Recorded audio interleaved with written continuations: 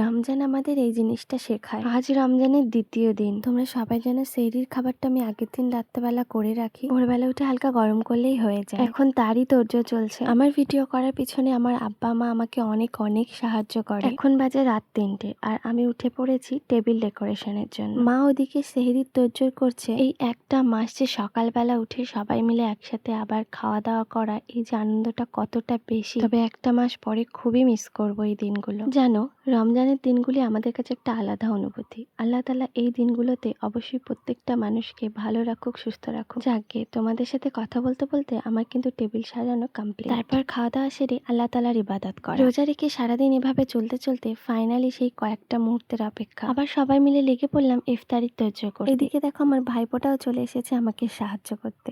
আলহামদুলিল্লাহ। আচ্ছা, এবার একটু আমার কথা ছাড়ো, তোমাদের কথা বলো। তোমাদের রমজান কেমন কাটছে আমাকে ঝটপট কমেন্ট করে জানিয়ে দাও। আর হ্যাঁ, অবশ্যই আমার জন্য দোয়া করো, আমি যাতে আমার আব্বা মার পাশে সারা জীবন দাঁড়াতে পারি। তার জন্য কিন্তু তোমাদের সাপোর্ট আমার অবশ্যই প্রয়োজন। তাই চ্যানেলটাকে সাবস্ক্রাইব করে আমার পাশে থেকো। দেখলে তোমাদের সাথে কথা বলতে বলতে আমার টেবিল সাজানো কমপ্লিট হয়ে গেছে। তোমাদের সাথে কথা বলতে বলতে কখন যে সময় পেরিয়ে যায় বুঝতেই পারি না। যাক, আজ এইটুকু। দেখা হচ্ছে পরের ভিডিওতে ইনশাআল্লাহ। আসসালামু আলাইকুম। This is Dhira Parvin.